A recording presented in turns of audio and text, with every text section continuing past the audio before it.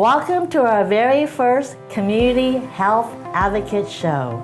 My name is Jum Bui.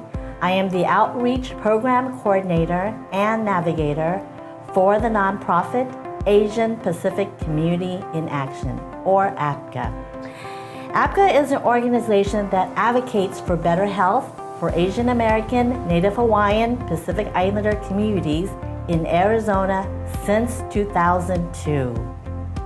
This project is supported by the Centers for Disease Control and Prevention of the U.S. Department of Health and Human Services, HHS, as part of a financial assistance award totaling $119,954, with 100% funded by CDC HHS. The contents are those of the authors and do not necessarily represent the official views of nor an endorsement by CDC, HHS, or the U.S. government. Starting off the Community Health Advocate Show today is Dr. Prakash Kotecha, who will be updating us on COVID and COVID vaccination among children, where it's okay to have questions. Dr. Kotecha is a health specialist with us here at APCA. He has degrees in MD and a master's in community health.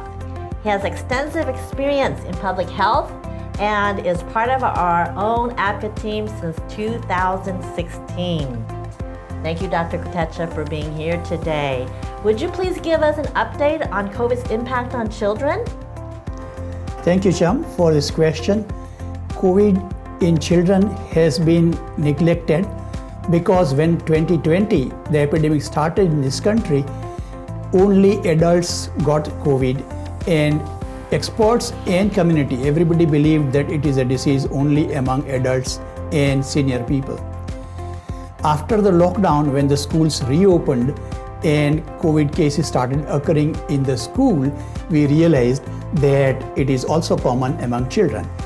By now, from starting till date, 13.6 million children have been diagnosed with COVID-19, and this is a huge number. If we look to the total data of 85 million cases, children form about 15 to 18%. If we look to the recent data, out of this 13.6 million, 5.7 million happened only in this year, 2022. And the hospitalization and deaths have also been recorded, which signifies that children also get COVID and can get serious disease and even deaths among them. What information can we share with people about vaccines for children? Okay, COVID vaccine came first for adults, and it took some time before children also got them. But by May 2021, the elder children, 12 and above, got it. By October 2021, children between 5 and 11 also got it. So 5 to all adult age, vaccine was made available by the October 2021. As we look to today's data, which is like 8 months, the vaccine coverage we would have expected to be very good, but is limited. And vaccine coverage for children between 5 and 11 is as low as 27% in Arizona and 30% in the country. Elder children are slightly better, but we definitely would expect much more vaccine coverage. And vaccine coverage has remained low. Vaccine is safe, vaccine is effective, there is nothing to fear, and vaccine is totally free and made available at every place. So vaccine coverage should definitely be better. That is great information. What about children under 5 years old? Okay, the parents of younger children were waiting very keenly for almost 2 years. And finally, on 15th of June, some few days back only, the FDA has approved vaccine for 5 years, 6 months to 5 years age as well. And Pfizer and Moderna, both vaccines are approved now for all ages 6 months onwards. The children between 6 months and 5 years will have 3 doses of vaccine from Pfizer or 2 doses of vaccine from Moderna to consider them completely vaccinated.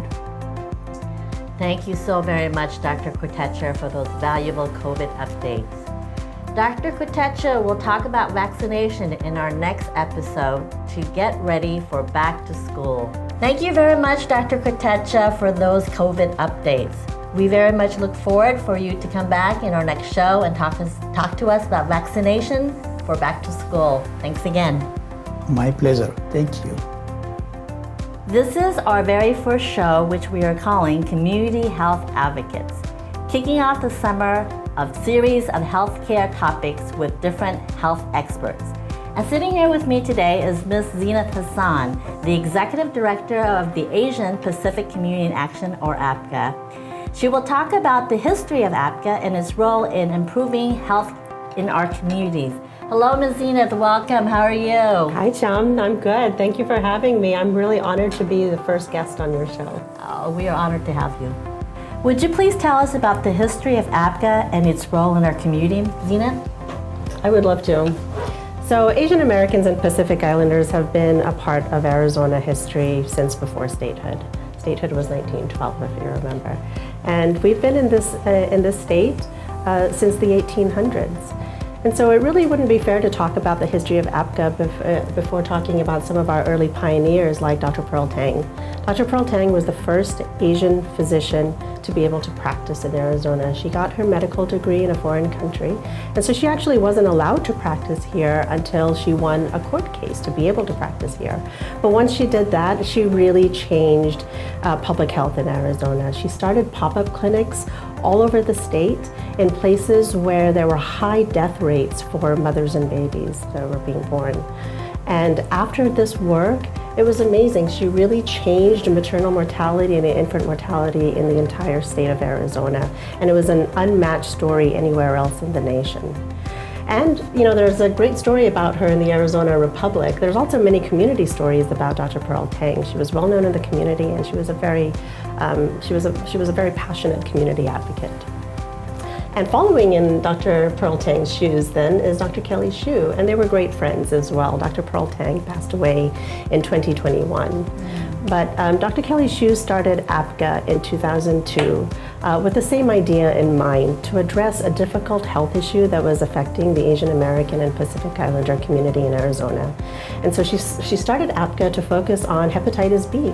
Hepatitis B is a very serious disease that kills people without them even knowing about it, without them even knowing that they have it. And so APCA started in 2002 with these clinics that would test people and vaccinate people for hepatitis B. Because as you know, if you have hepatitis B and you don't know it, it's actually a risk factor for liver cancer. That is very useful information, Zeenat. So what kind of advocacy is important to APCA? Thank you for asking about advocacy. Advocacy is actually hugely important to our organization and to our communities. And when we say advocacy, we talk about gaps in our healthcare system. That means our healthcare system isn't shaped for our community. And some of the gaps that we see are in data, for example. The kind of data that's collected about our communities is not accurate. When you look at state health department data or county health department data or even national data, what we see is Asian and Pacific Islanders all lumped in together like we're the same people. Yes. You and I are from very different backgrounds, very different cultures, very different ethnicities. Yes.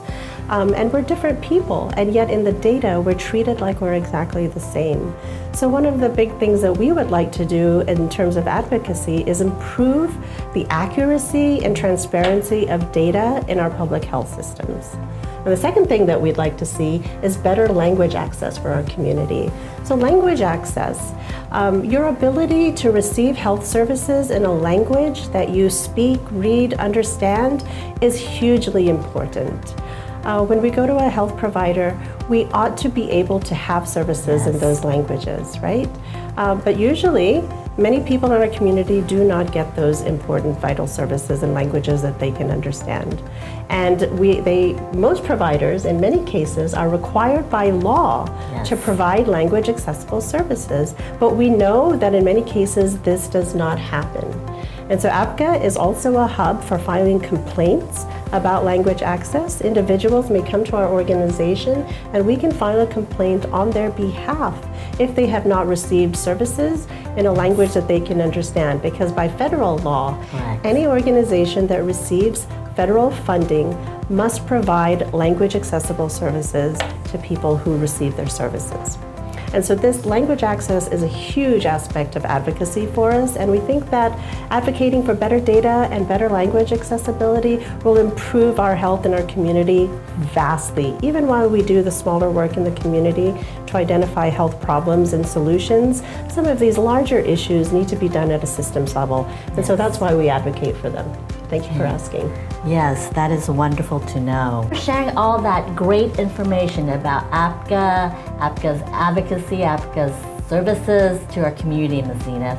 You're welcome. It was a pleasure. Thank you for inviting me. Of course. In conclusion, we want to emphasize today in our For Show community health advocates that vaccine coverage has been very poor among children. Some of the reasons are understandable, that COVID is relatively less serious in children, and therefore parents might find it not very helpful. Please join us for our next Community Health Advocate Show, our next episode where we will speak about children's vaccine and celebrate World Environment Day with Dr. Kotecha. Thank you, Zeenat. Thank you, Dr. Kotecha, and other audiences for joining us today. And if you'd like more information from APCA, please visit our website at www.apcaaz.org or leave us a voicemail Monday through Friday from 9 to 5 at 602-265-4598. And if you have a specific question for Dr. Kotecha, send us an email at askdrk@apcaaz.org. Until then, please stay cool and be safe.